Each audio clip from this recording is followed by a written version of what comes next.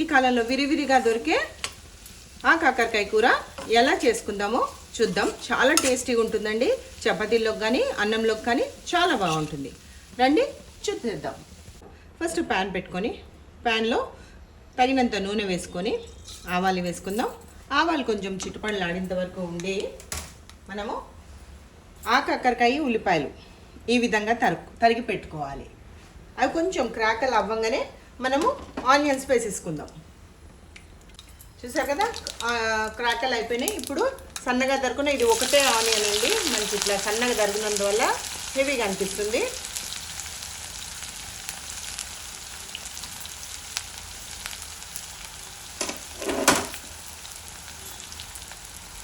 Onions వేసుకొని onions మంచిగా దూరగా వేగేంత వరకు ఫ్రై చేసుకుందాం.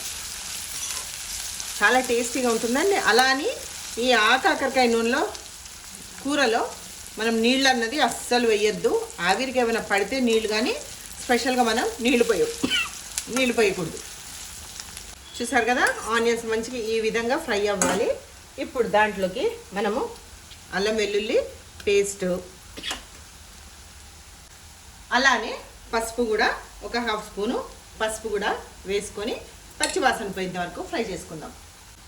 అల్లం వెల్లుల్లిపై పచ్చివాసన పోయింది అనడానికి మంచి అరమ వస్తుందండి. గార్లిక్ జింజర్ పేస్ట్, అల్లం వెల్లుల్లి పేస్ట్. అప్పుడు మనము ముక్కలు వేసేసుకుందాం.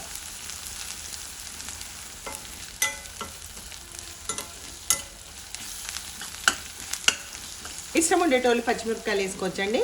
పచ్చిమిరపకాయల కారం మనం వేసే ఎర్రకారము కొంచెం బ్యాలెన్స్ సరిగ్గా సరిపోదు అన్నట్టు కారం బాగున్నాయి. అందుకోసం నేను ఎర్రకారం వేస్తున్నాను. అల్లం వెల్లుల్లి వేయంగానే కింద అడుగు పడుతుంది. 1 నిమిషం పాటు దగ్గరే ఉండి కలుపుకొని ఇప్పుడు మనం దీంట్లో ముక్కలు వేసేసుకుందాం.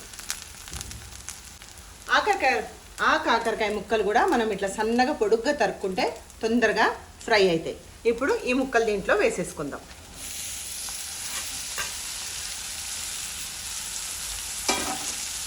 వేసుకొని మంచిగా ఒక్కసారి మసాలా అంతా ముక్కకు సరిపోయేటట్టు కలిపేసుకుందాం.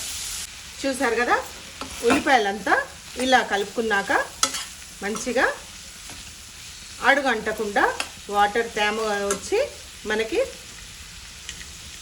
మొత్తం నీట్గా ఉంది. ఇప్పుడు దీంట్లోకి ఉప్పు వేసుకుందాం. తగినంత ఉప్పు వేసుకొని మంచిగా ఉప్పు అంతా ముక్కలకి కలిసేటట్టు కలుపుకుందాం. వేసినందుకు నీరు వస్తుంది. అలానే మూతేస్తే ఆవిరికి నీళ్లు పడితే ఆవిరి నీళ్ళతోటి మగ్గాలి, కానీ మనము నీళ్లు పోయకూడదు.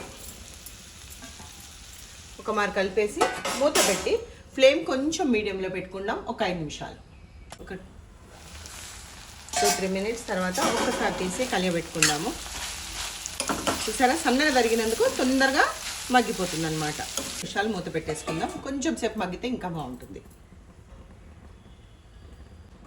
మూత పెట్టేసుకొని మంచిగా మగ్గినాయా లేవా అనేది ఒక్కసారి క్రాస్ చెక్ చేసుకుందాం.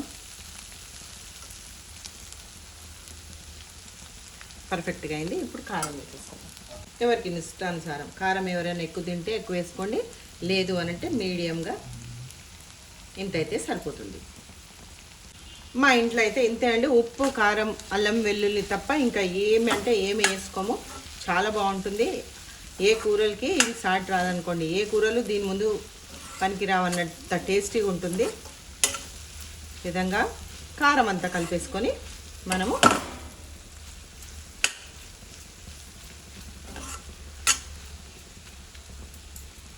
మొత్తం ఇలా కలిపేసుకున్నాక ఒక 2 నిమిషాలు మూత పెట్టేసుకుందాం.